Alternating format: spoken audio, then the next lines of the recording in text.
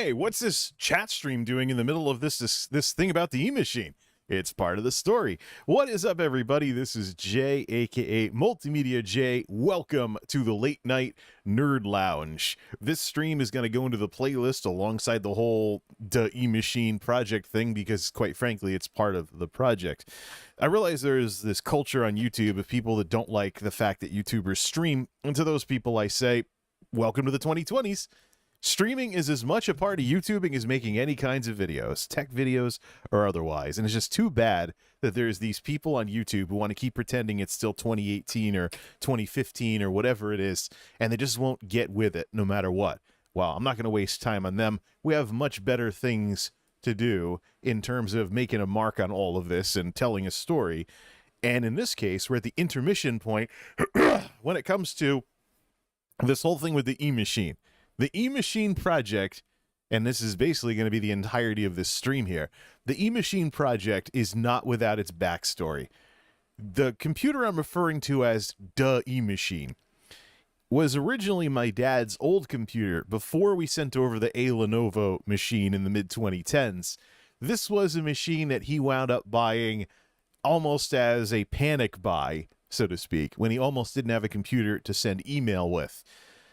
So here's the thing. As far as generational stuff goes with myself and my dad is a somewhat different kind of person than I am, especially when it comes to technology. So, but he hasn't been completely helpless with it either. He's actually figured out a few things about computers along the way.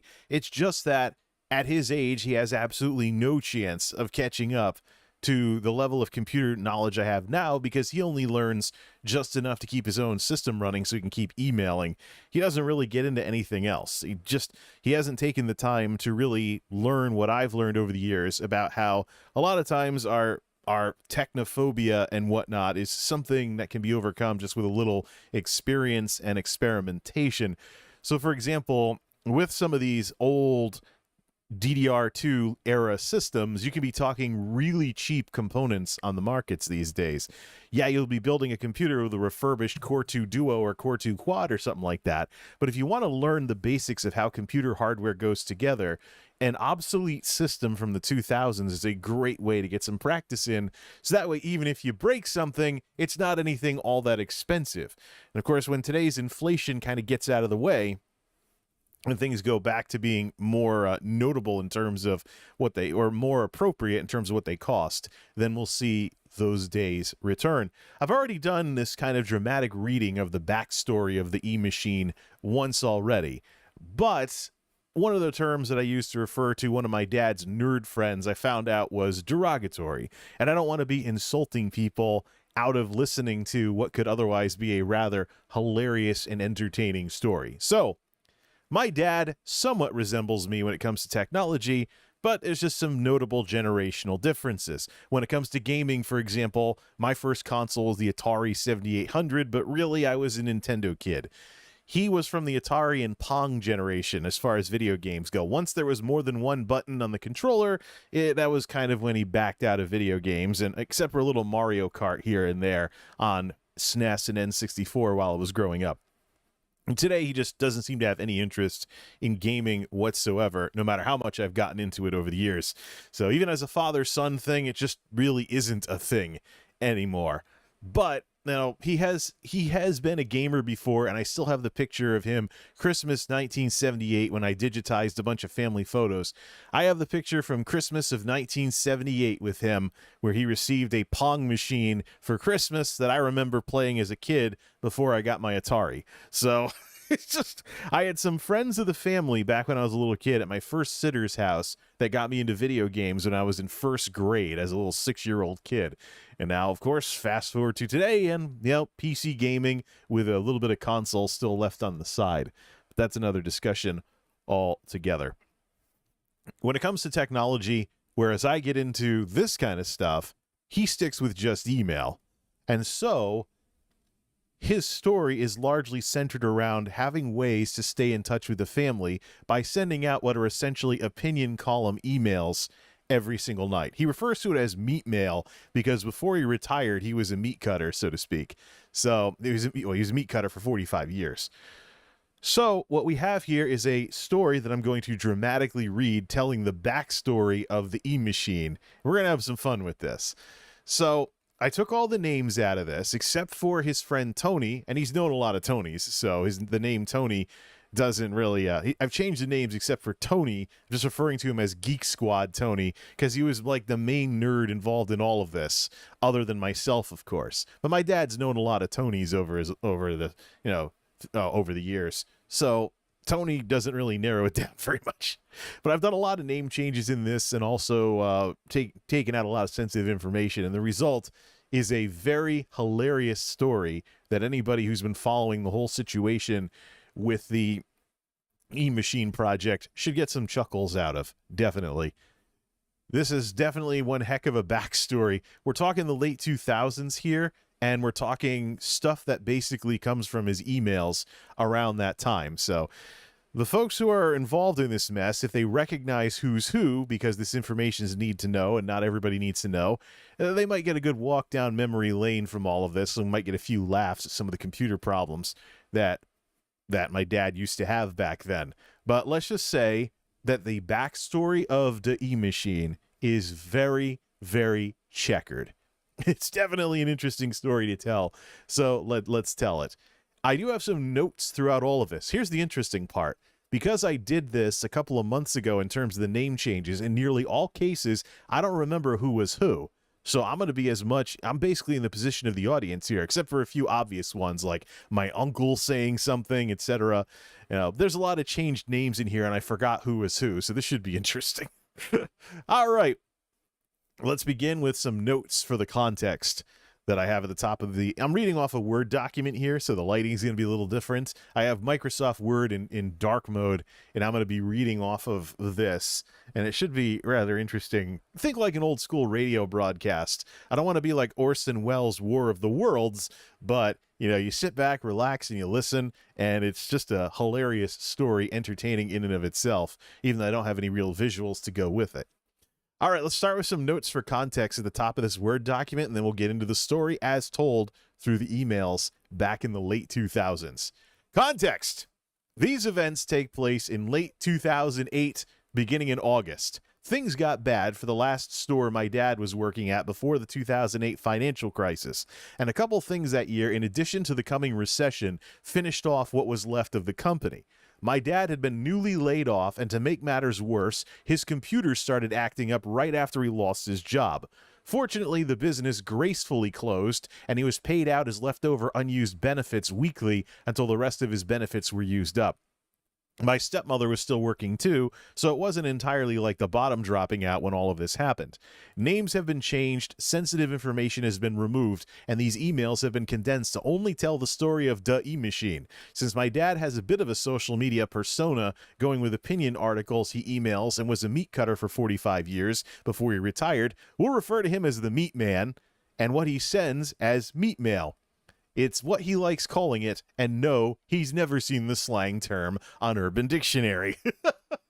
I know Urban Dictionary can have like perverted definitions of pretty much everything, so it means something else. But for the purposes of this little story, Meat Mail is what the emails that he sends that are basically opinion columns and his thoughts on things and whatnot. Not unlike what I would do in a blog entry. Speaking of which, I have a recent blog entry over at MultimediaJay.wordpress.com, and it's basically, it's nostalgia for the Super Nintendo era, in case some of you folks hadn't seen it yet.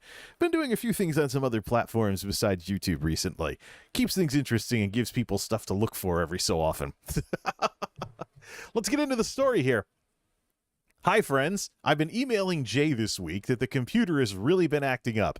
After not getting the dreaded blue screen but once or twice in many months, I got it 3 times just this past week. The computer is slowed to a crawl, too. Tonight when I tried to log on to AOL, as soon as it dialed, the screen froze. Yeah, my dad stuck with AOL for years. I didn't get him using broadband until the middle of the last decade. Yeah, but it's $10 a month. And he complained about how slow it was. Whatever. Tonight, when I tried to log on to AOL, as soon as it dialed, the screen froze. I thought for sure it must be a virus. Restarted the computer and went to open one of the 2 virus checkers I have on it, and the screen froze again. I restarted the computer again and got the virus checker opened and running. Tried to minimize it and the screen froze again. Restarted the computer again and got the virus checker opened again and running and just let it run. It found no viruses. Opened my second antivirus. He was running 2 antiviruses. He wondered why the machine was slow and let it run. It also found no viruses. It took the second antivirus 2 hours to run a scan. It usually runs in about 20 minutes. Sounds like a worn out hard drive. I have no idea what the problem is, but I never got online to check my mail till after 10. In fact, I think I will leave the mail on AOL. I think tomorrow I may hook up my backup 20-year-old computer to do meat mail on. You know it, you folks know that case anyways as fossil. At this point, I think even the 20-year-old dinosaur runs faster than this thing. It's way more than 20 years old nowadays. I think this thing is going in a corner somewhere until I get around to taking it to Jay for service, which will probably be sometime around Christmas. Oh well, for $50, I got 5 or 6 years out of it. Lots of the parts in it are 8 to 10 years old. Surprised it even still runs at all. All right, little backstory on the computer he's complaining about that the eMachine replaced. So, the original Dellosaurus was my dad's first computer. Dell Dimension CX, whatever the heck it was. Not CX in the chat for all you stream fans. But it was a Dell Dimension Celeron, 600 megahertz, like 64 megs of RAM. It was a terrible system. It was basically a bargain computer, so to speak, that he got after I went off to college, because he was the last person in the family that wasn't online and could send email now that I'd gone online with going off to school and stuff like that. So the original OG Dellosaurus was his computer for years until it started getting slow because it was a crap computer in 2000. So I had my HP Pavilion, which was a good computer in 2000, Athlon 750 megahertz, upgraded the graphics and sound cards and the RAM before the power supply died. The dead power supply and the runaround I got from Best Buy when I tried to get it fixed in college is what drove me into PC hardware. So we're going to hear a little bit of Best Buy in here. I got to say, with regards to this discussion and this story, that this story is a product of its time. The Best Buy that I'm talking about and myself and my dad are lampooning is the Best Buy from the 2000s. Obviously, Best Buy's still around. They obviously have done something right sometime in the last 20 years. Maybe they're different these days. I don't know. But our bad experiences with Best Buy in the 2000s have kept us away from their stores and their website for the last 20 years. Or close to it, I should say. Probably at least 15 or so. 10 to 15, we'll say. Depending on when we were driven away from ever shopping at Best Buy ever again. It also doesn't help that there are no Best Buys around here. It's just not built up around here for there to even be a Best Buy store. It's a bit of a road trip if you want to shop at Best Buy. So, for a store that kind of drove us out of there with their terrible service in the 2000s, it isn't exactly the kind of place we want to go to anytime soon anyways. So, anyways, when the OG Dellosaurus was getting old and getting slow and my dad didn't like it, my dad knew that I had built the Silver Bullet, and I wasn't using the HP. So we talked about combining everything together with an ATX standard power supply to solve the power supply problem in an ATX standard case. The 2005 system you now know as Midnaughts has the Antec case, the Antec Sonata case from the 2000s. That computer was what we put the combination of the best of my HP and his Dell in and made a perfectly decent system out of it. He ran that into the ground for a couple of years until the hard drive started dying. Remember, this is pre-SSD we're talking about. I didn't start using SSDs until 2011 when I spent way too much money for a 160 gig Crucial SSD. So that still works, by the way, unless it died sometime since I fired up the computer that it's in. But I think that's what's running rubbish because it was the oldest SSD. Hook up rubbish and see if it still works. Rubbish is a waste of an SSD anyways. Keep the drinks cold and handy.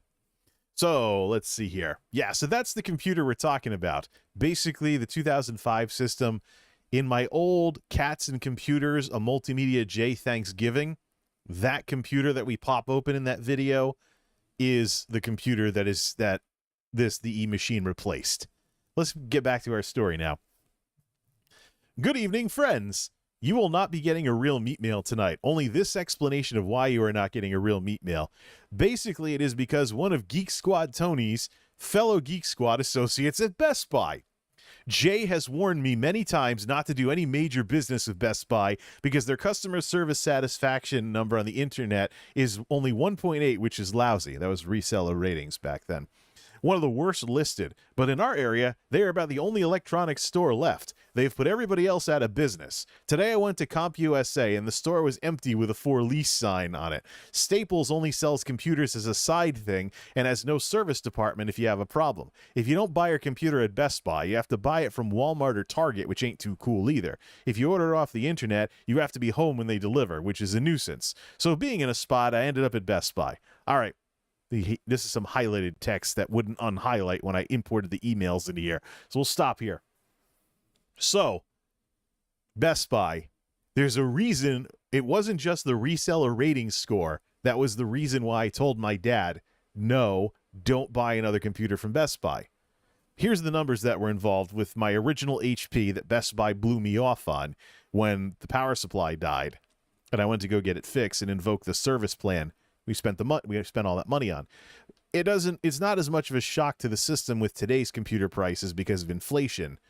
But around the start of the millennium, around the start of the new millennium, it wasn't uncommon to have $1,000 plus computers if you wanted a decent system. There's Pentium 2 and Pentium 3 and an AMD Athlon embarrassed Intel. Then the original round of Pentium 4s are actually slower in some mathematical operations than the Pentium 3s. So I was like, I don't want Pentium anything. I want one of these nice new Athlons that just came out. Went with a 750 megahertz HP Pavilion build to order 8700. The Best Buy special. You clicked on stuff in a web page in Best Buy, and the computer was custom built and sent to the store, and you picked it up at the store. We were supposed to get an 800 megahertz Athlon. Got a 750. Didn't find that out until I opened it up on the college campus, and I didn't want to be without a computer in a day and age before my alma mater was some kind of laptop school. So all of that cost close to $2,000. The computer itself was well into the thousands because of the high-end hardware in it. And then we bought a service plan that was a few $100s. It was basically a prototype of the Geek Squad. If anything went wrong, they were supposed to send one of their proto Geek Squad folks out to the campus to fix the computer on site. We paid very good money for that. Tried to invoke it when the power supply was dying. They blew me off. Looked at the cost of replacement power supplies. It was the Chewbacca power supply. That was the actual name of the power supply in HP's catalog. Low wattage, high price. Not industry standard. Crap. Wasn't worth it. Hence the silver bullet. And the system I eventually built that was a combination of the HP and his Dell. When the original Dellosaurus was getting too slow for even my dad, who just did AOL dial-up and email. Back to the story. I was very impressed with the guy's knowledge of computers. He turned me on to some things I never would have suspected. Did you know anti-spyware programs are usually full of spyware and adware themselves? He must have learned about fake anti-spyware stuff somewhere along the line, or someone didn't tell him the whole story. Or sometimes antivirus products, especially the free ones, sometimes come with viruses of their own. Somebody was being told stories of fake antivirus that was out on the internet at the time. I went a little nuts and spent a lot more money than I planned. Of course, it's Best Buy. I've been thinking of getting a better antivirus because the free ones seem to be missing a lot of stuff. Also, the spyware, too. So for $20, they install these things for you and remove all the adware and spyware planted in it before they do. I believe we'd call that bloatware. You also get $10 off the retail price of each one for buying them there with the computer, so basically they are installing them for free and taking out a lot of unnecessary stuff. It takes them 2 hours to do all this crap, so I went to the thrift store and ended up buying $30 worth of stuff, then spent $8 on lunch. Expensive day. I figured spend a little more and get the computer the way I wanted it. That's what we did for my computer, too, and we saw how that turned out, Dad. Hindsight is 20/20, baby. Then whenever Jay gets around to repairing our homemade one, I'll have a good computer and a good backup. I have a lot of extra parts now, so I think I'll hook them both up. If something screws up on one, all I have to do is walk over and plug the other one in. The guy assured me I was going to be ready to go. All set, nothing to it. Then me, who knows nothing about computers, said to the expert, I read on the internet that if I get a new computer with Windows Vista, all new computers have it. Yes, we're going back to the Vista era. I need to get AOL 9.1 in order to be able to connect to the internet. Do you guys have a disk? The expert said, you won't be needing that. The computer comes with a free e-trial of AOL already loaded on it. Just log on and write in your screen name and password and you'll be good to go. I said, okay, thanks. I think this was a Compaq that they tried him with first. He went through 2 Compaqs that were complete crap, and then he got the eMachine, which was actually supposed to be better. We know how that turned out. Crap from the beginning, eh? Gave him the Lenovo, and the Lenovo is, well, what it was. Fast forward to tonight. Jay's stepmother goes to bed, and I unhook the old computer and hook up the new computer. I turn it on. There is no disk or anything explaining Windows Vista. It's a lot different from past versions of Windows. I'm clicking everything under the sun, trying to figure out what to do. I click on internet connections. They have free trials of MSN, Juno, and everything else, but no AOL. So I decided to take the free trial of something else and log on and go download AOL 9.1. All the time I'm trying to set up the free trial of MSN, the antivirus they installed and the spy sweeper are driving me nuts with warnings and stopping the thing from installing. When I finally get it to install, it says I must have an internet connection to continue. Why in the name of God would I be installing a free trial of MSN if I already had an internet connection? Don't forget, we're talking dial-up here. So this is all slow for any downloads it has to do. Finally, I called Jay to see if he had any ideas. Jay said he could download AOL 9.1 and put it on an SD card, send over the card in a card reader, and download it to my computer. I went in my pajamas and slippers driving down to Jay's just to get it. Got home and the computer would not allow it to install. Said that it needed a driver for the USB device but could not install it. In the one troubleshooting menu I did find, it said it could not install any drivers unless I was logged in as administrator, because even Jay has never worked with Windows Vista. Even he had no idea how I would go about doing that. I called Best Buy, which is a toll call from here. Landline phone service, baby.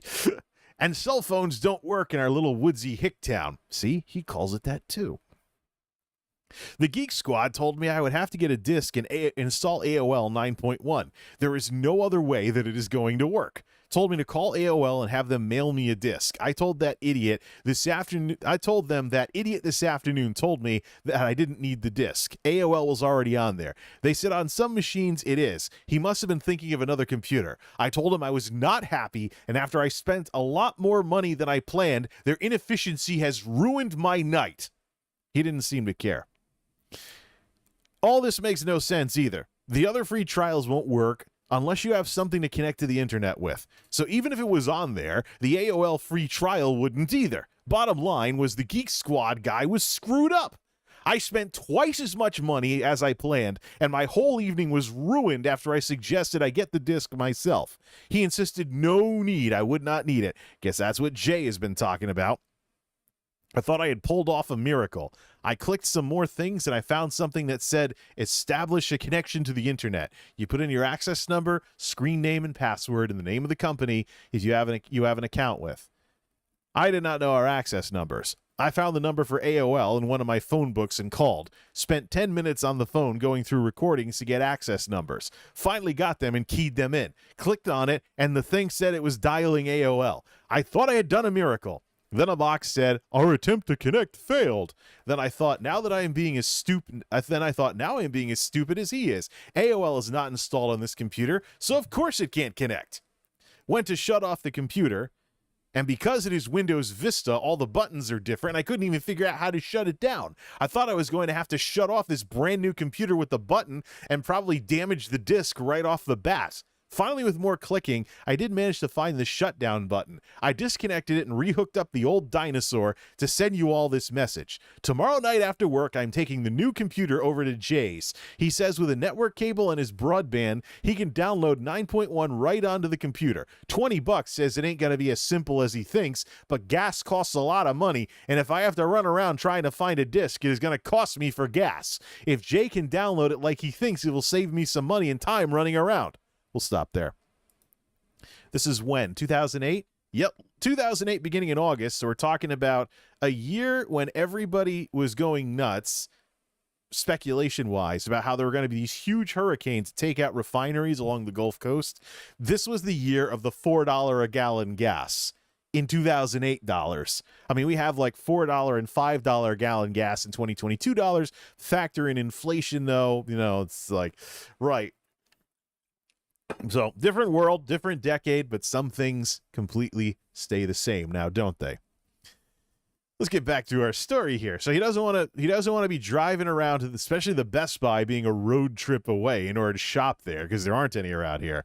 So he's talking $4 a gallon gas in 2008 dollars to go back and forth to Best Buy because the computer wouldn't work right. Oh, and he had just gotten laid off. So he was on severance pay, and he didn't know what kind of job he was going to be able to get. Right in 2008, at the very beginning of the Great Recession. Yeah, not the position to be in. Of course he's upset. Back to the story. I guarantee this antivirus and anti-spyware are going to drive him nuts when he tries to do it. I already know I'm going to hate these two things, might even delete them. Wonder if he could uninstall Vista and put Windows 2000 back on. Vista sucks, as the rest of the world found out. Maybe it would mess up the computer, though. I don't know. Either way, once I get it up and running, one of the first things I'm going to do is send Best Buy a nasty letter informing them that I will now be forced to warn all my associates of their incompetence. Won't make much difference because there isn't anywhere else to go, but it's something I have to do. I will never get over the fact that a computer illiterate guy like me knew I needed the disk and the expert insisted I didn't. Who is training these guys? Hope Geek Squad Tony is smarter than this. I did not need all this when tomorrow is my first day in my new job. Oh, he did have a new job. I did not need all this when tomorrow is my first day in my new job where I already quit from once before because I hated that store so much. Also, stepping out of the car when I got home, I did something to my leg and it's killing me and I am limping. If Jay can't get AOL installed tomorrow night, there might not be meat mail. I am not riding all over the state looking for a disc.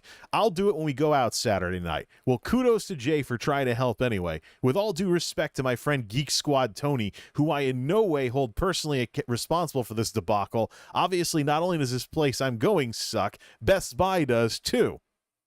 So, Geek Squad Tony worked for the Geek Squad on the other side of the country. He's an old friend, an old nerd friend of my dad's from when my dad was growing up. He wound up working for the Geek Squad around the time all this was happening, so he was kind of an observer in all of this. He had no way of helping with the situation except encouraging words through email, but he's definitely part of the story because he was in on all the discussions. And there were times when, I didn't understand this. Why on earth would, if you know your son grew up, got into STEM, was an electronics guy in high school, then went off to college and was a computer information systems graduate with a 4-year degree, why would you then call your friend up instead of this kid you've been raising for decades who basically was raised to know a lot about computers and business? It's like, I don't know.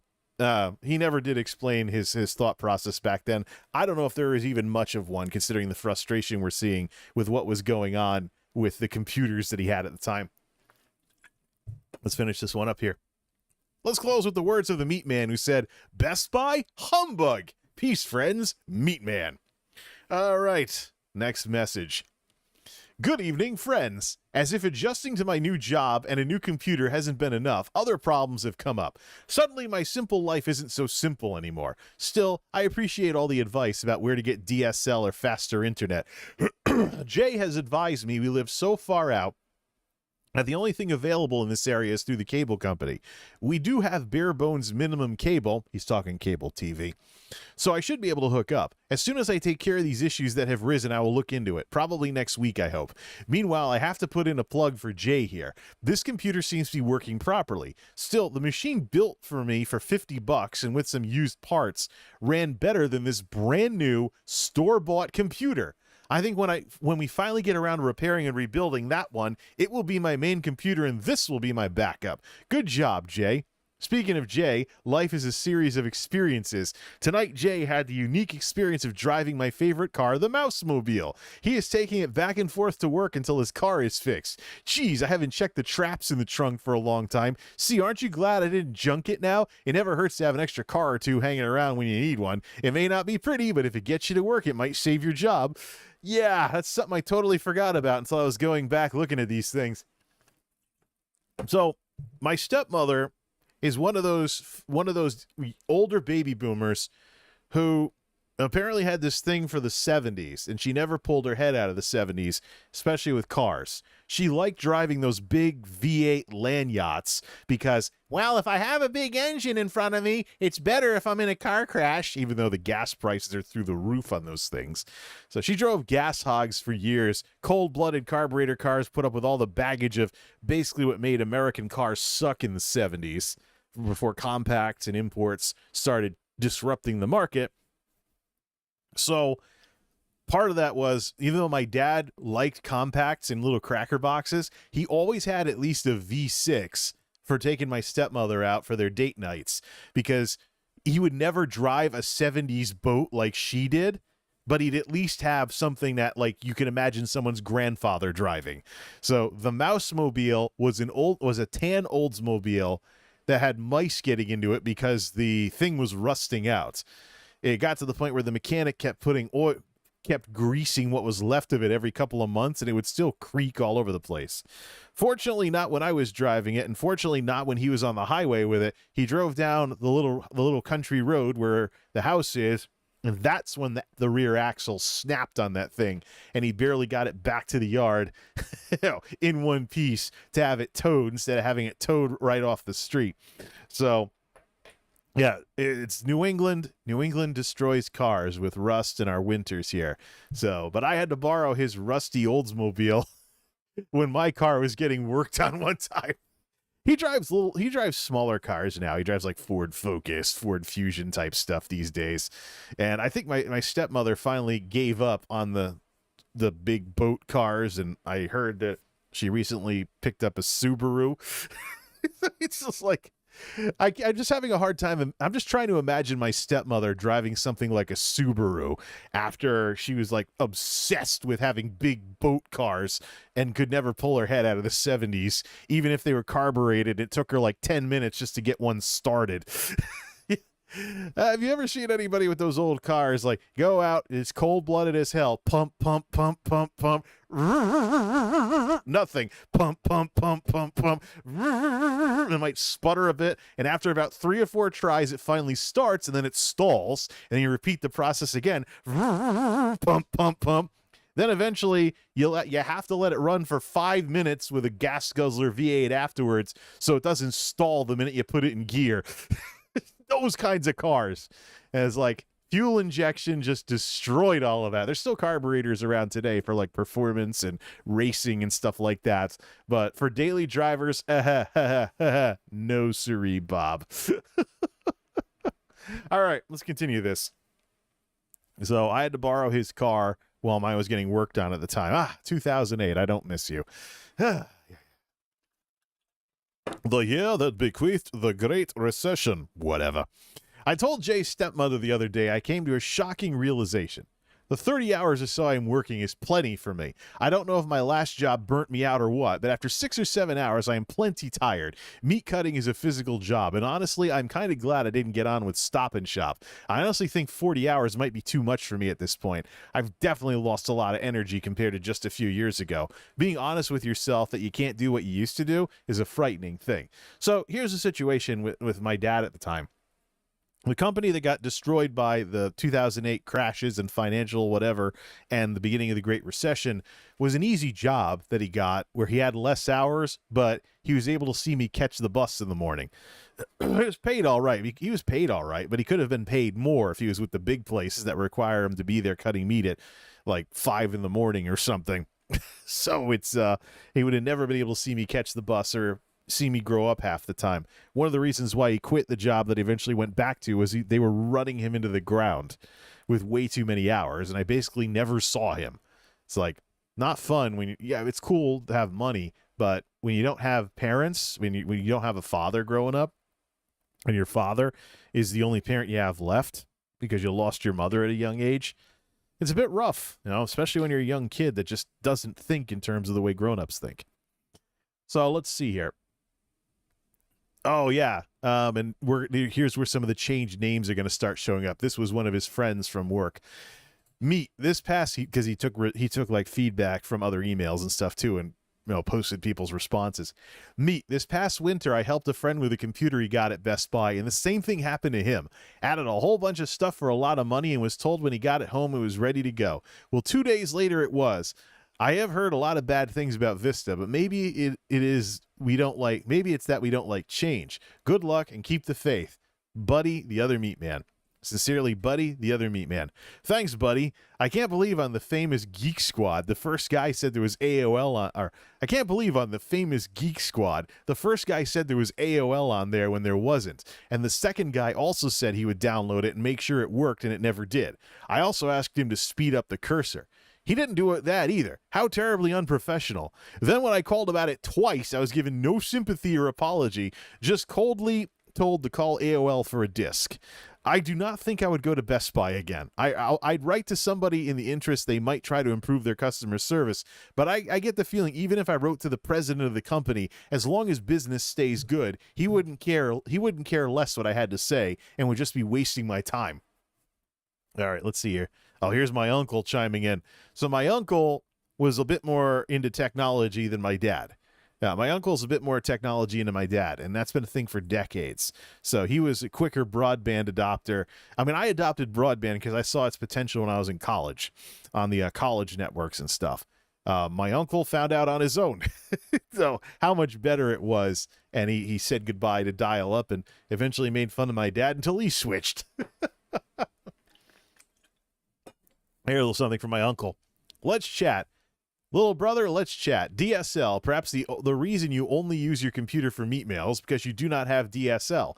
You thought about keeping 2 cars, don't know what you decided on that. You bought a new computer, you bought a $400 pair of glasses, and they can be had for a quarter of that. You go out every Saturday night, and yet you stay with dial-up. With DSL, you do not need a TV guide. Oh, yeah. For those of you that don't know, TV guide, fat little magazine that showed you when stuff was on TV and had some celebrity stories in it. Used to be a thing, back when it was mostly TV and VCRs in the 80s and 90s. So there was also a free one that you can get if you bought a newspaper that would be like TV listings or something that was printed on newsprint. But the TV guide was the premium deal. You would see it was on all the channels, including the pay cable channels and stuff. It was the TV listings for pretty much every cable person in America. Let's see here. Nowadays, of course, you push the guide button on your DVR remote or your TV or whatever, and you get the same stuff you used to get with the TV listings and the paper TV guides back in the VCR days. Poor TV guide, it just victim of technology like so many other vintage 1990s businesses like Blockbuster. Anyways, with DSL, you do not need a TV guide, you don't need a newspaper, you don't even need a store.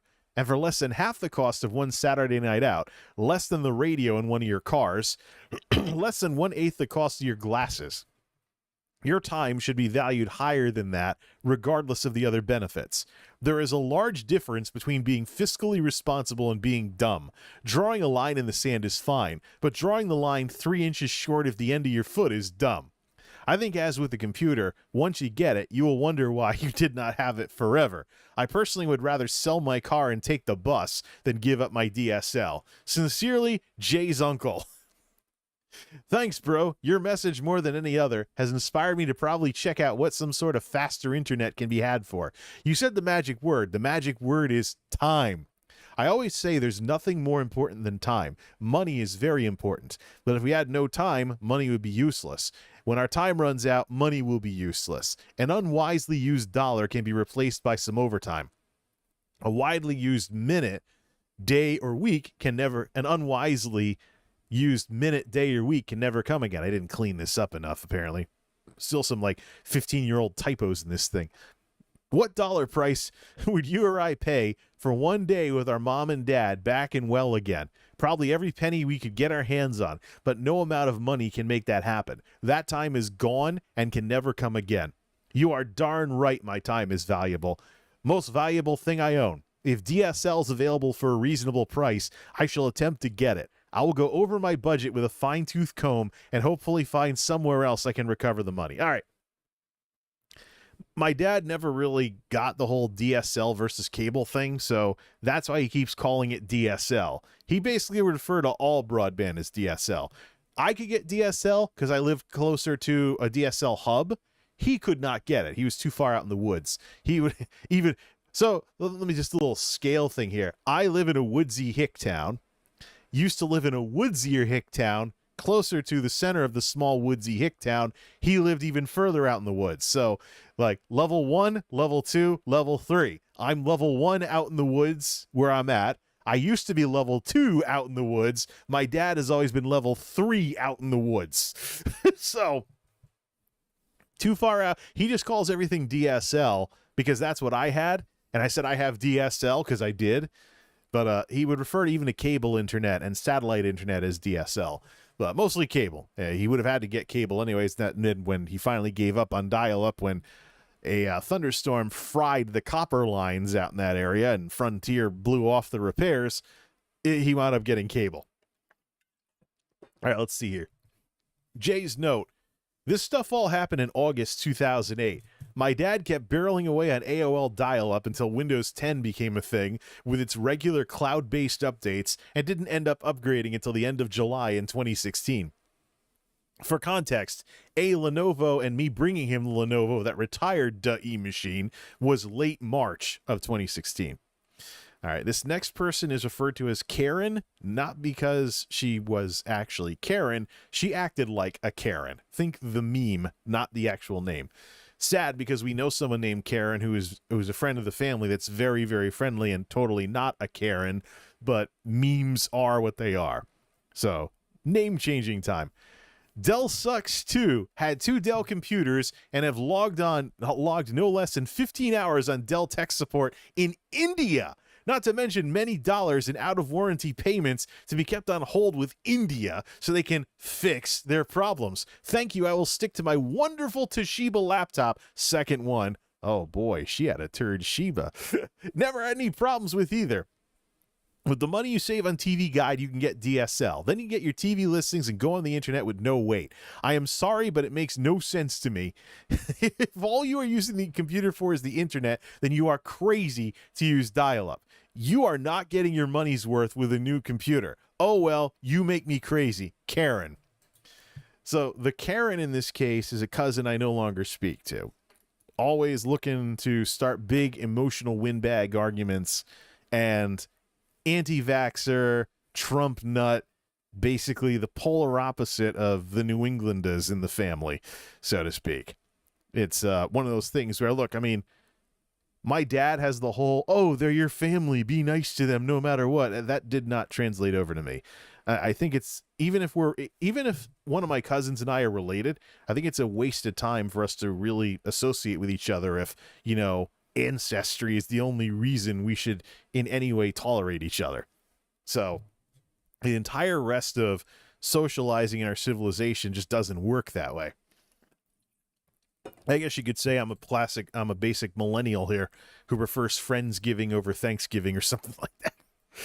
Why should you be forced to spend any amount of your life with toxic people who don't like you? That's the issue. Anyways, let's talk about Karen's response here. Thanks, Karen. Call off the hounds. I intend to check it out soon. As soon as I get some computer and internet problems, as well as some other problems that I have that have come up unexpectedly in my life out of the way, I'm hoping if everything goes right, which hasn't happened much lately, I'll be looking into it by next week. Let's see. Who's this letter from? I called this person Ajuma because that's the Korean word for old lady. So this is somebody who's a friend of the family who's a very old lady. Korean word for grandma, or for old lady. Not necessarily grandma, but she's up there in years. Dear Meat Man, my husband bought a new computer 3 weeks ago. Did something just fly into my mouth? We got some gnats in here or something? I put the air conditioner in the window for a day. Bugs are coming in. Everything isn't. Ruining the story. Stupid insects. Oh, well, there's my protein for the day. Let's see here. All right, the letter from Ajuma. Dear Meat Man, my husband bought me a new computer 3 weeks ago. We went to Micro Center in Cambridge because they advertised this Dell with Windows XP. And since neither Lily, another changed name, nor I have any experience with Vista, we figured it was safer to get the XP. My husband has no computer skills beyond sending email and filling in the blanks in the Excel program, and Lily does the serious troubleshooting when it's something I can't handle. If he had Vista and got in trouble, we couldn't help. So far, it's worked out fine. I had DSL for about 13 months, during which I got about 7 months of service. The rest of the time, I was reinstalling it and calling tech support. I think they credited me more than I paid for the service. Finally, we got access through Comcast. Oh, boy. And it's been totally reliable, although it's twice the cost of DSL. I liked DSL better when it worked, but that was the problem. Fios is available in some areas, too. Hey, Verizon Fios, fiber to the home. But I'm not going to mess with success. I changed my AOL account too. Now I get free AOL. Before I was paying $7.95 a month just so I could have tech support and access to dial-up if my cable went down. Didn't use either one in over a year, so I figured the $7.95 was better in my pocket than theirs. Good luck with Vista. I've heard people either love it or hate it. There's always a learning curve, and remember, you had to learn how to use your Windows OS too, so you can learn Vista. From what I hear, you have to give it permission to do every single thing you try to do. It second guesses your every move. Don't know if that's true or not, but sounds like a royal pain to me. Yeah, it was a security thing, madam. I stuck with Windows 3.1 until I was forced to use Windows 98. Boy. Now I doubt that I could do anything in DOS, and I used that for years. Play nice, Ajuma. Thanks, Ajuma.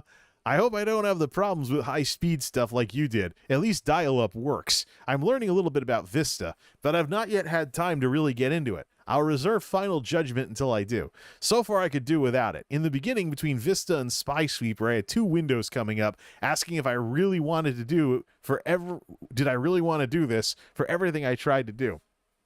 It was incredibly annoying. Now that I have set it up to ignore AOL and other programs, they're coming up less often. Oh boy, here comes my uncle again. Bro, if you get DSL, may I suggest you forget about AOL. DSL will give you access to the internet and an email address. I keep my vintage address for less than $10 a month, only because I have had it for over 30 years, and have an email there as well. AOL Messenger is free for your chats, or you can use Yahoo Chat. Yahoo is free, and I use them for my front page and also have another email address from them. But all you need really is your Internet Explorer. That comes with every computer and your DSL connection, period. And down here, all DSL providers will also provide your antivirus for free or at a much reduced cost. Sincerely, Jay's uncle. Yeah, here's my uncle showing his limited but more eager tech background. Referring to all broadband as DSL, telling my dad to use Internet Explorer. This is 2008, though, so Internet Explorer was actually still a thing. And among some people, it was the thing. Actually, I remember sending an email to my uncle at one point, And I was telling him about Mozilla Firefox, if where Chrome took over from Firefox in terms of efficiency and stuff. Now, Chrome is like a freaking Greyhound bus of a browser. But I was talking to my uncle about a few things tech-wise. He responds to me and he's like, "Hey, Jay, what the hell is a Mozilla Firefox?" Hopefully he's learned it since then. He's had plenty of time. Let's see here. My dad's response. "Thanks, brother. Jay suggested the same thing. Said I could do email via Outlook Express." Yes, I told him to use Outlook Express. This is before I discovered Mozilla Thunderbird. 2008, folks.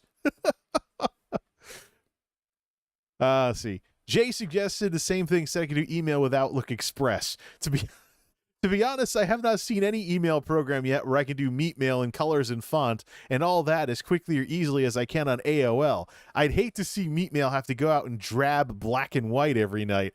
I'll make that decision after I find out just what is available in our area and at what cost. I think you are right, though. If I have to pay for both, I would probably change my mind. That's too much. After all, I'm already paying $2 a month for my cell phone I never planned on having. Yeah, so...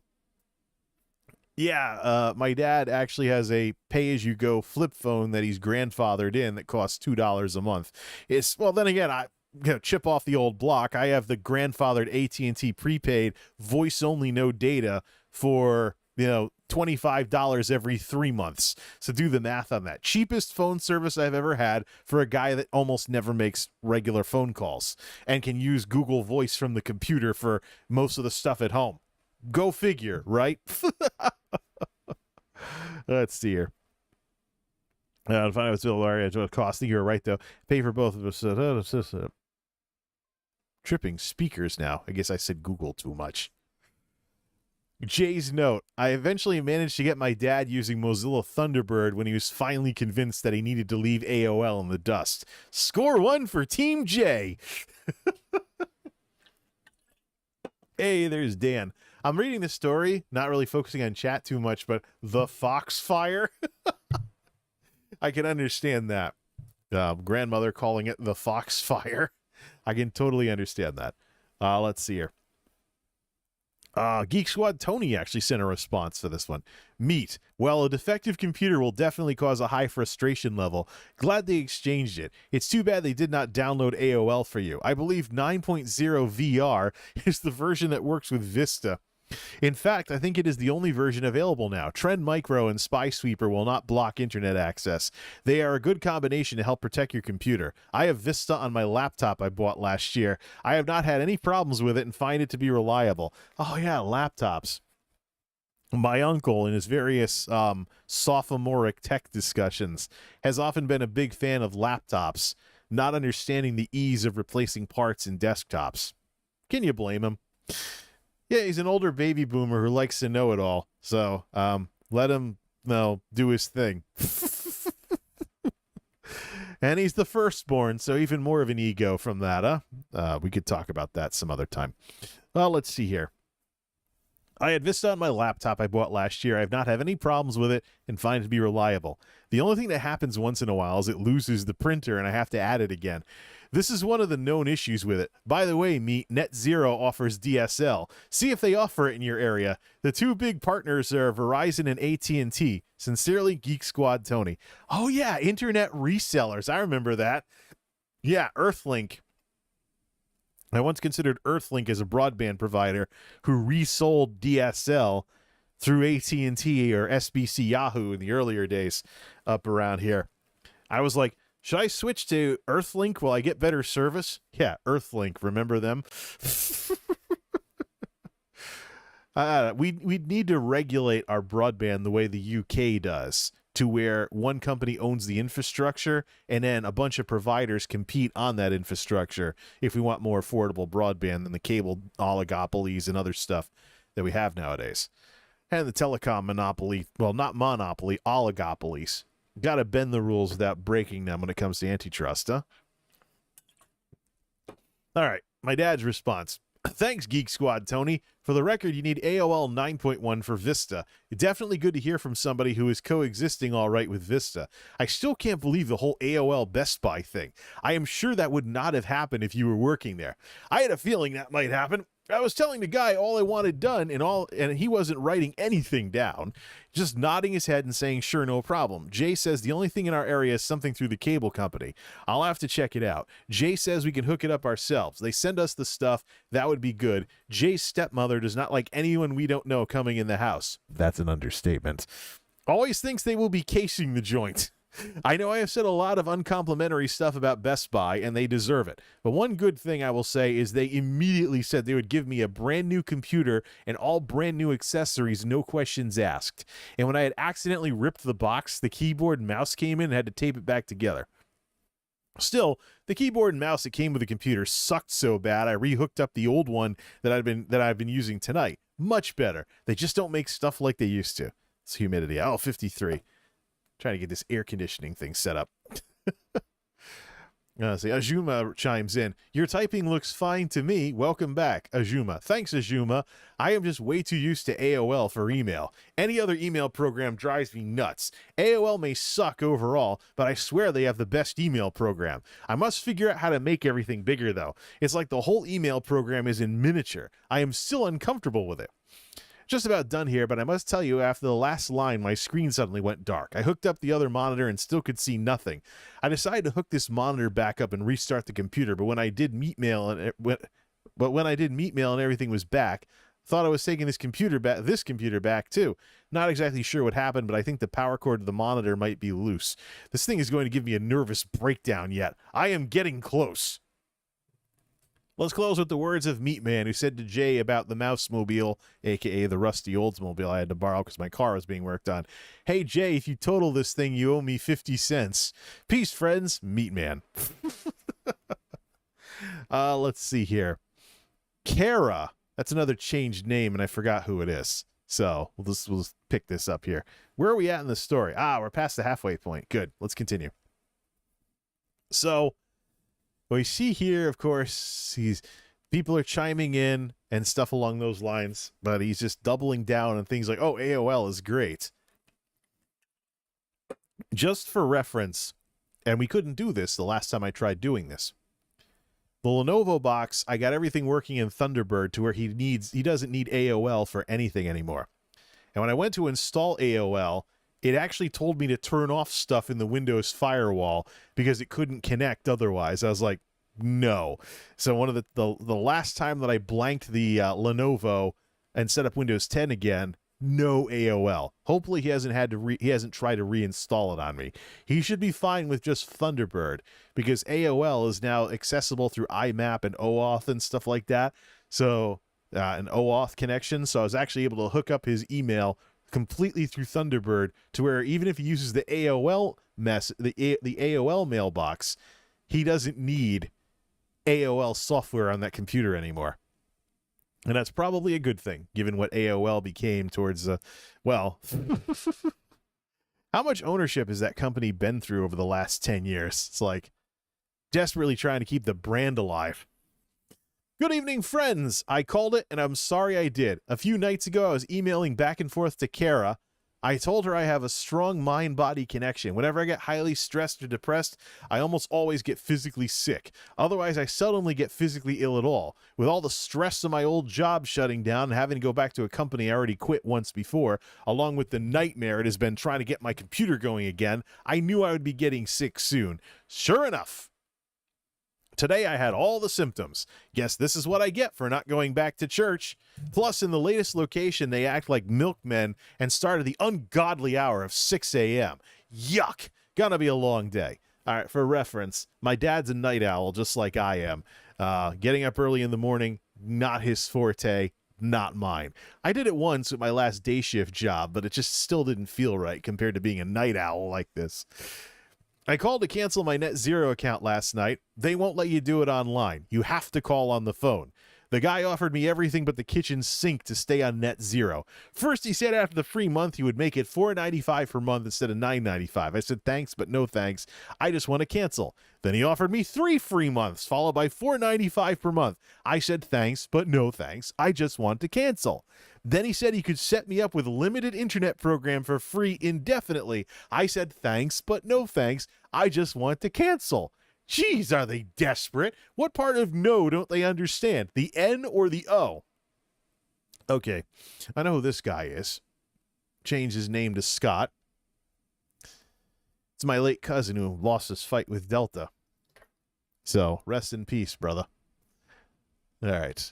Uncle Meat, I bought a wireless router for my mom's PC so I could get DSL too. I have one thing to say. Woohoo, DSL rocks. I would suggest getting DSL to anyone. Net Zero sucks. I couldn't even load any web pages or look at emails on AOL or Net Zero on dial-up. I agree with Karen. Dell sucks. I will stick to my HP. Only PCs I have ever bought. I've used Dell before, just never bought one. Will not ever buy one. Sincerely, Scott. Let's see here. Net Zero sucks.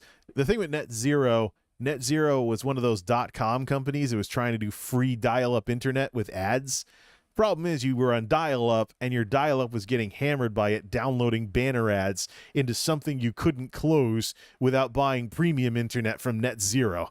Are they still around as a company? I think they are. They just provide different services nowadays.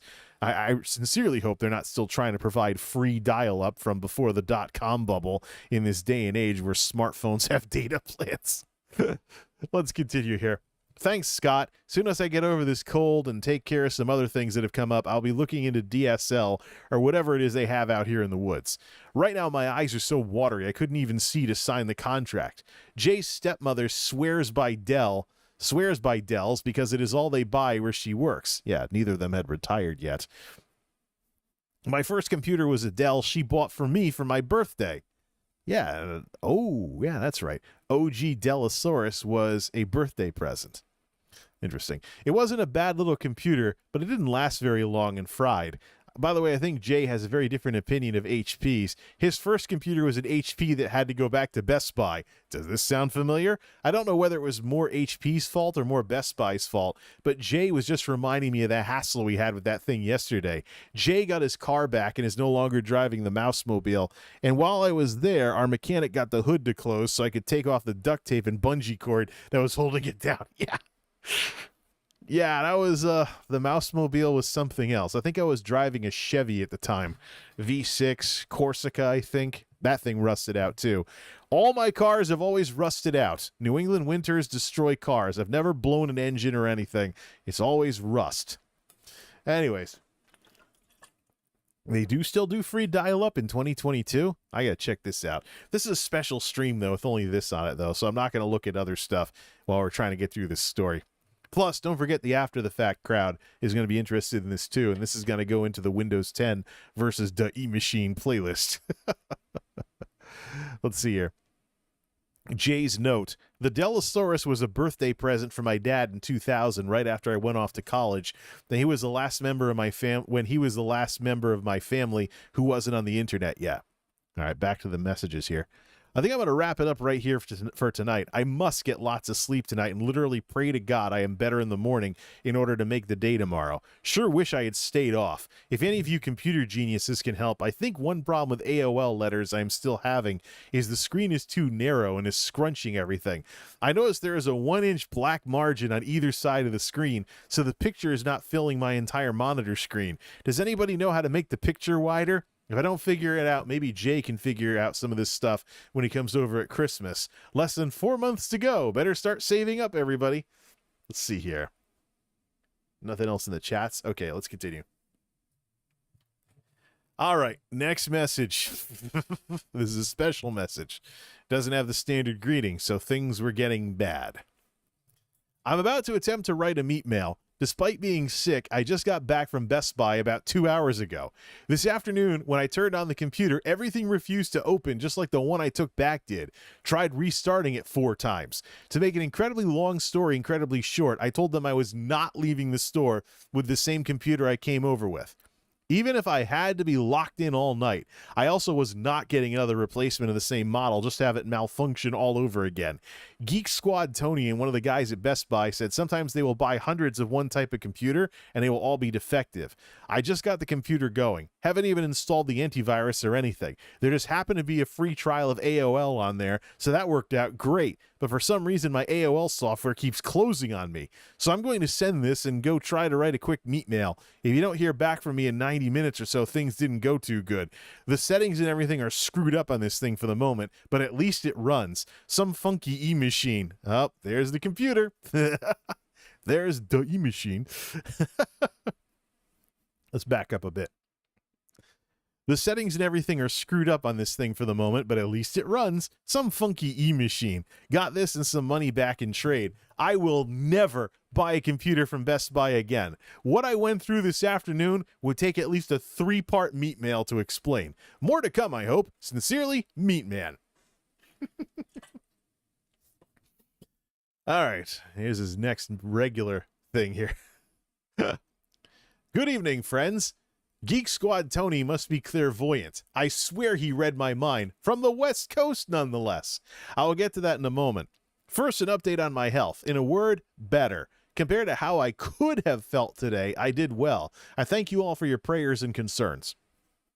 When I originally bought my computer, the first one, Best Buy insisted the best protection money could buy is if they installed Spy Sweeper and Trend Micro antivirus. You had to pay for it, but they gave a discount because you were buying the computer there. I know next to nothing about computers, but I did notice when both my computers would freeze that the Trend Micro icon was still swirling around long after I turned the computer on. If you place the cursor over the icon, it said, Trend Micro is loading. Let's see here. Where are we? It seemed to never stop loading, and the computer would not do anything else till it did. I felt that Trend Micro antivirus might have been causing all the problems. The Best Buy geek told me no way. Impossible. I was going to ask you folks if you thought I ought to reinstall Trend Micro again, or maybe just go with the free Avast antivirus I've had for years and have had no problem with. That I introduced him to, by the way. I also have a 60-day free trial of Norton available on this thing. However, when I checked my mail tonight, here is the first letter that was in my mailbox from Geek Squad Tony. Meet. Glad they exchanged it for you. Compaq and eMachines are the budget line of computers, so they use cheaper components on them. Hard to say if it was a bad batch or if something else is causing it to hang or freeze. At times, the security software can be the culprit, as I just had to install Trend Micro antivirus from some client's computer I just worked on 7 days ago. After deleting it, his computer ran fine. These are just isolated cases. Sincerely, Geek Squad Tony. Thanks, Geek Squad Tony. I bet any money if I could have deleted it, it would have run fine. It may be fortunate that I forgot to take the discs yesterday, so they were not able to install it on this machine. Against their vehement objections, I told them I would install it at home. One of the many Best Buy stories from yesterday. Now that really ticks me off. I had everything set up just like I wanted on that computer, and other than that, everything was running fine. Although the salesman agreed with you, both are budget computers. He said Compaqs are a lot better, and he seldom gets one back. He was surprised this was my second one. I still think it was the antivirus. Bottom line, I am downloading the free Avast as we speak. Let's see here. Who is this from? Let's see. Oh, it's a short one. Okay. Change the name to Lola. Not to be confused with the old classic rock song. Micro Trend. Yeah, Trend Micro. All right, the mailbag. Meet. We went through the same thing with Best Buy. We bought an eMachine as well and had nothing but problems with it. In fact, it's still working, barely, knock on wood, after they switched it out 3 times already. Good luck with that. Sincerely, your pal Lola. Thanks, your evil highness, Lola. My meat wrapper today told me she's on her 4th television from Best Buy in the last year. She bought one and has had it replaced 3 times. They did not want to replace it the 3rd time. Told her it must be something with the power in her house. She swore to God she would come down and have the television news crew film her smashing it in front of the store doors. They gave her another one. I only have hope for this eMachine because I had a meat wrapper buy the cheapest eMachine she could find at Walmart a few years ago. Shortly before I was laid off, I asked her how it was doing. She said fine. She had no trouble with it. I'm only hoping and, if I dare, expecting to get 2 or 3 years out of this eMachine. By then I will know more about my future employment and my financial situation. Maybe. If it is good, I hope to buy a real computer then for a lot more money. Maybe even, dare I say it, a laptop?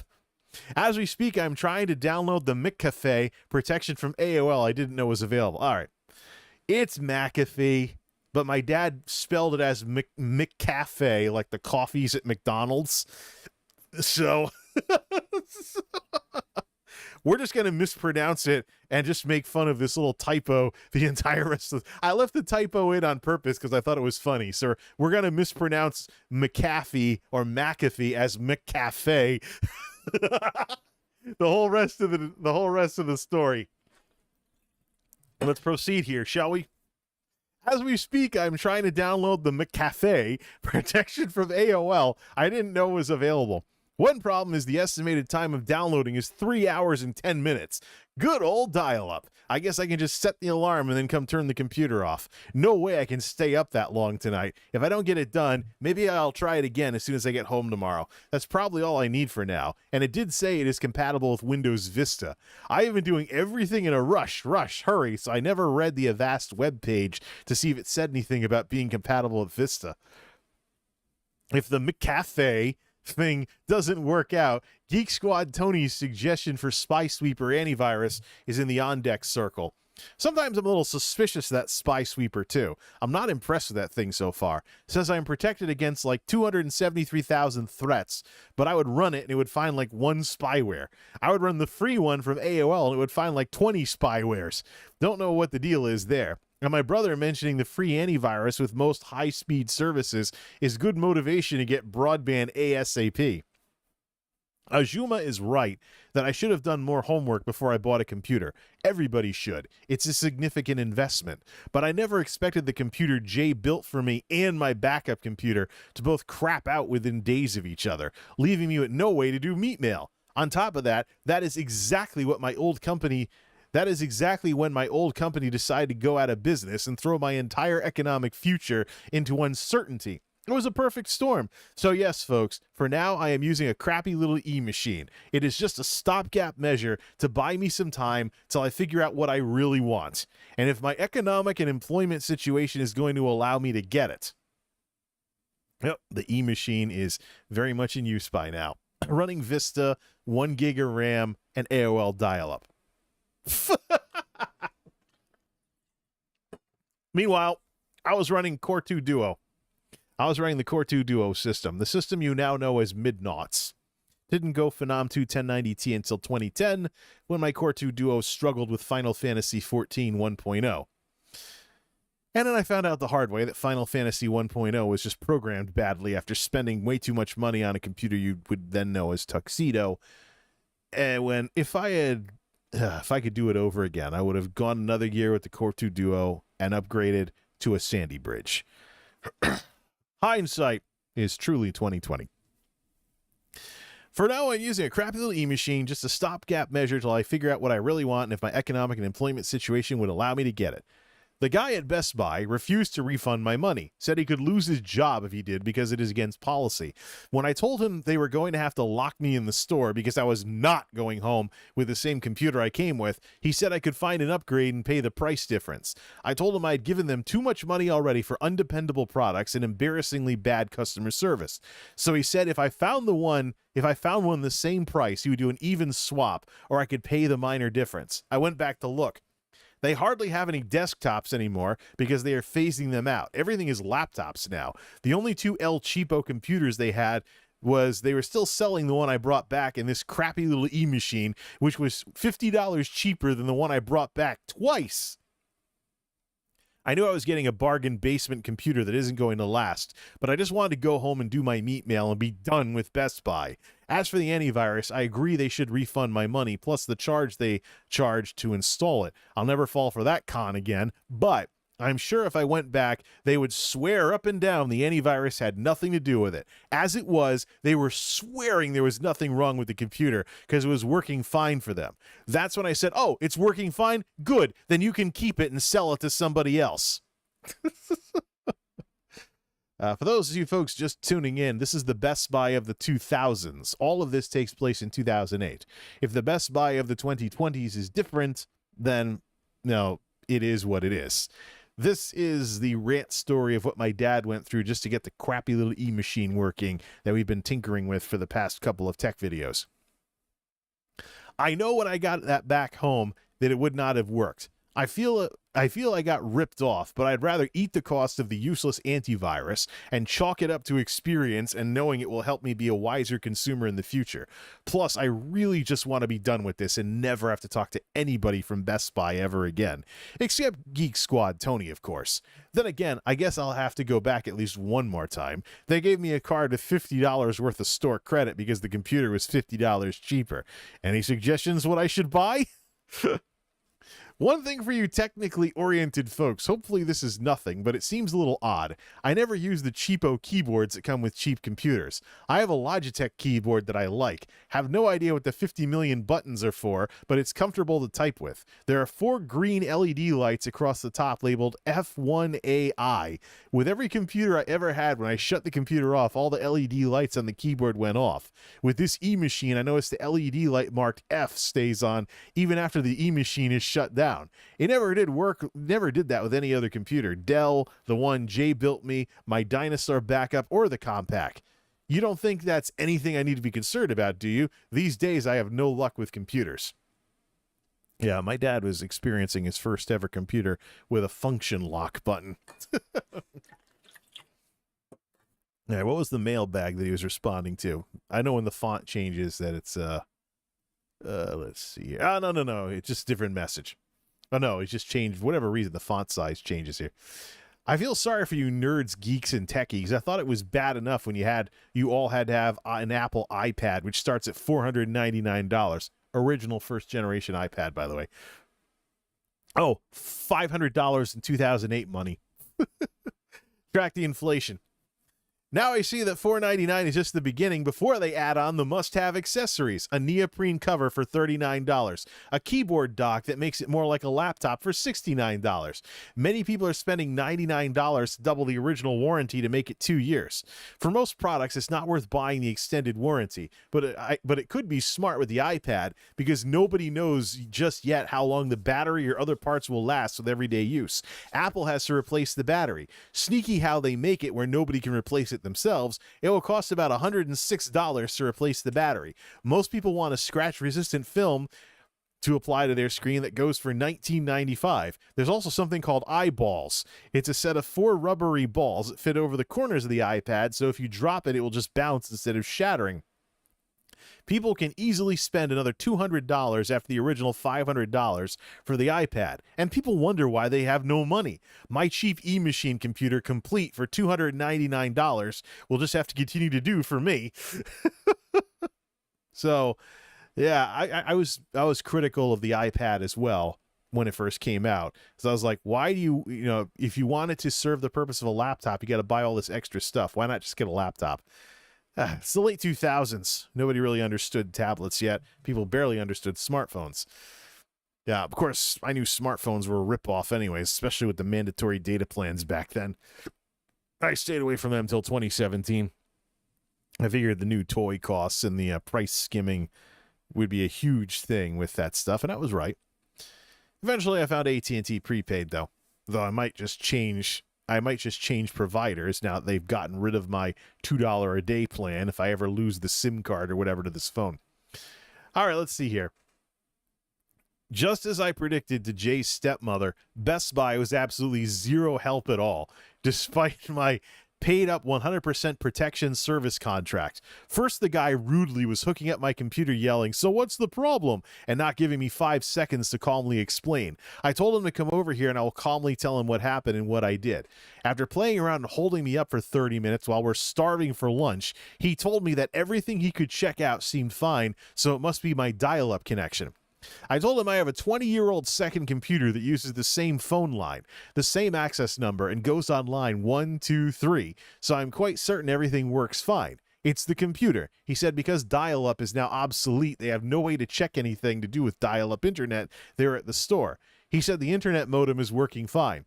Everything he checked is working, but he can't check anything that requires dialing out because he has no way to do so. I said, so let me just make sure I have this straight.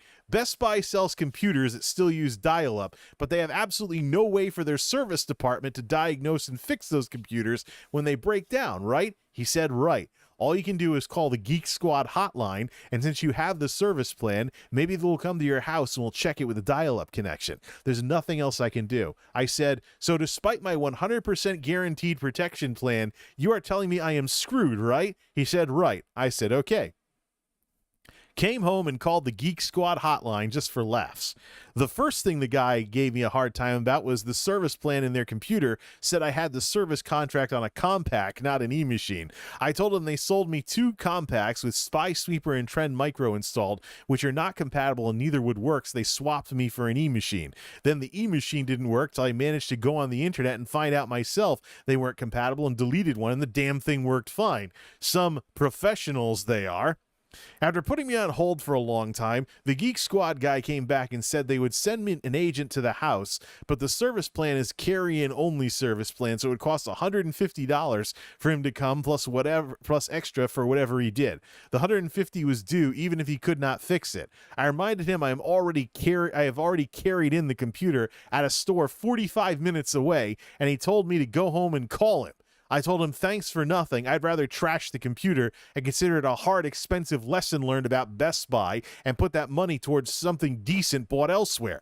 So now I will erase Best Buy from my mind files forever and go on with life and start watching for a good sale on computers. As soon as I get a decent computer to do it on, I will be reporting them to the Better Business Bureau, and if I can find any way to write to the CEO or some other big shot at Best Buy, I will tell him the full story of what an unethical, disappointing, customer abusive, fraudulent, false advertising company he is running. I will also be entering comments on all complaint websites designed to do so. I will let Best Buy know I will discourage every person I come into contact with ever from buying anything there and being mistreated as I was. End of story. Still don't know what I'm going to do about a computer, though. I'm thinking of checking with this guy who repairs computers for a living, whose mother used to watch Jay for me when he was little. Maybe he'd give me a good deal on getting it going again. Or maybe it's time to buy something decent with 2 gigs of memory instead of 1. He at least knew what RAM was. For now, this old reconditioned thing built with pieces of past computers is all I have. It's not going to run forever. I have no backup if this one goes, except my old backup that was even older. Last time I used it, a message said, the hard drive is in danger of crashing. Don't know if it would even start now. Been waiting for a recycling fair to get rid of it. The bridge to our house is closed for repairs, so every time I come home, I have to go 15 to 20 minutes out of my way, right past Jay's place. So on the way home, I stopped and picked up the computer Best Buy could not fix. Jay said he had fiddled with it and thought it would work again. Nothing against Jay. It's not that I didn't believe him. It was just so hard for me to ever imagine this thing signing on again. But it did. So thanks to Jay, I am writing this tonight with no worries of crashing. Take that, Best Buy. In order to do so, Jay installed a new version of AOL that is driving me nuts till I get used to it, but that is small potatoes. No hundreds of dollars for a computer right now. In fact, I'm going to have Jay add some more RAM to this computer, speed it up, and see what I can get out of it. Jay, you really ought to open a computer repair business on the side and make some extra money. But for now, 3 cheers for Jay! Of course, the machine never actually got its RAM upgrade until this specific project. And we found out the hard way, we can only take 2 gigs of RAM because of the darn memory controller. 2.75, baby. More on that in part 4, which we still have to put together. I did try to see if I could at least get 3 gigs out of the deal. But, all right. Jay's note, this is where everything ends for the 2008 part of the story. 2008, 2009, etc. So now we're going from the 2000s to the 2010s, and the prelude to the A Lenovo project. So the eMachine was technically a mid-2000s computer. He got it in the late 2000s as like a cheapo clearance model from Best Buy and ran it into the ground as his main email machine for years. Jay's note, Several more years passed, and Dad ran that eMachine into the ground until March of 2016, at which point he contacts me directly, and he says this: Jay, this computer ought to be on life support. Now that I have my taxes and my Obamacare out of the way, it's time to get serious about a new computer. If you want to help, great. I'll be glad for your help. If not, I can buy one at the store. Really? Make that mistake again, old man? Whatever. But I have to do something in the next few weeks. The big problem, is I would like to keep using dial-up. I can't see paying 5 times as much per month just for what is basically an email machine. If you want to help, you must remember I am not you. I do not play games on this computer ever. Wait, we got to edit something. There we go. That's why I don't have it on the screen. There. Save. Whatever. The big problem, as you know, is I would like to keep using dial-up. I can't see paying 5 times as much per month just for what is basically an email machine. If you want to help, you must remember I am not you. I do not play games on the computer, ever. It is strictly for email and seeing what is at the casino. Plus, your stepmother likes to get coupons. We get confused easily. I would like for it to be as simple as possible. If you want to help, you must try to think of what is right for me, as I am the one using it. I depend on it every night. Somewhere in the $300 plus range would be nice. I could deal with a laptop if it is a better deal, or a desktop is fine. That is what we are used to. Finally, if you are going to help me out, you have to be sure you can transfer my AOL and my antivirus to the new computer and somehow get me hooked up to dial-up over here. If you think you can do all that and help get me set up over here, I'll be grateful for the help. If not, just say so, and I'll see what I can do through the stores. Yeah, he really would have done that again? Also, if you need to get something off the internet, can you put it onto your card and I just give you a check to replace the money? We'd have to figure that out. Let me know what you think, but I gotta get moving here. This thing is dying big time. Sincerely, Meatman. Good evening, friends. The good news is, well, here's the epilogue of all of that, because we did. We hooked him up with the Lenovo machine.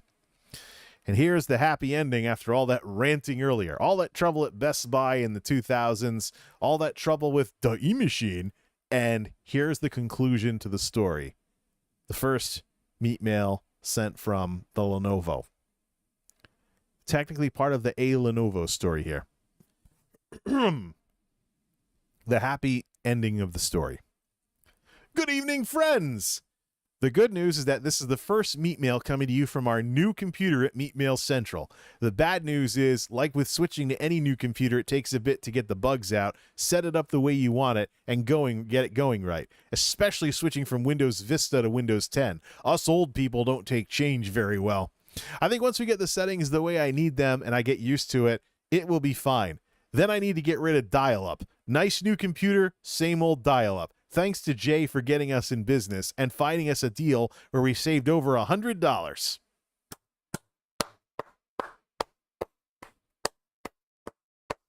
That's right. That thing was under $300 when I caught it on sale. That Lenovo machine, Core i3 Haswell era, actually gave him some multiple cores, multiple gigs of RAM. The fun stuff that I was already used to. But anyways. That was a Lenovo. That was the A Lenovo machine. And here's the epilogue. Jay's note. Dad would finally get rid of dial-up for good when a summer storm fried the copper landlines and Frontier blew off the repairs. His modem couldn't detect the dial tone because the repairs weren't all that great, and he's been on broadband ever since. Bada freaking bing. That's our story, and I'm sticking to it. Yeah. So, yeah, well, the story has a happy ending. As you know, the Lenovo came back and got upgraded to solid state after all those years. And also, when it comes to dial-up, not only did the copper lines get foobarred from the lightning storm that took everything out, and, well, Frontier never could repair it to the point where he could use dial-up again. Somewhere in the mess of things over at the couch that I have to go through is the USB dial-up modem that I originally picked up for the Lenovo. He gave it to me with a bunch of stuff that, stuff that I don't want to have to throw out, along with a bunch of old family pictures. So, the old thing from Hunt for Red October about when he first sailed to the New World, Cortez burned his ships. As a result, his men were very well motivated. That didn't really happen. That was hammed up for the movie, if I remember right. But giving me his old modem to throw away was kind of the end of the road from my dad and dial-up. Thank goodness. This guy was sitting through Windows 10 updates over dial-up. We tried to set it up as a bandwidth-limited metered connection so that he'd have to... Because back then, Windows 10 would let you queue updates. I guess now that you can pause updates and stuff, he would have made use for that and then download them or something like that. But I think now he's just so used to broadband that he just there's no way he's going to go back. Not in a million years. My stepmother would probably give him a hard time because, they have a little bit of horsepower in that Lenovo now. So whatever they do on the internet is probably a lot snappier than it was when it was running off a hard drive, and especially when it was running off of dial-up. What do you know? Another hour and a half stream seems to be the kind of thing that I'm running into with these kinds of discussions and stuff. But that is the checkered backstory of the eMachine. And this has been the intermission. I forgot to set up some music for this, but you know what? I really don't care. I was going to play some of the YTAL jazz throughout this little story. But hey, talk radio style is talk radio style, and there are some folks who do chat streams in exactly this format. At least I'm not using a built-in camera or something along those lines. Hey, I wasn't roboted the whole time, right? Radio style. No, of course I wasn't. Good. And that is the checkered, crazy backstory behind the eMachine and the turbulent beginnings of the Great Recession that led to it. Now, Part 4, before we move on from all of this eMachine stuff and move on to plenty of equipment that's sitting new in the box, as well as other stuff that's going on. Thanks to the folks that tuned in tonight. Like and subscribe. Kudos to the After the Fact crowd who watches this as well, especially if you watch it as part of the playlist. Hope you enjoyed. And yeah, don't forget to like and subscribe, because it's YouTube. Where I belong as far as I'm concerned. I might just be an old boomer at this point when it comes to online media, but hey, this stuff's pretty fun. Till next time, this is Multimedia Jay signing off. Thanks for stopping by.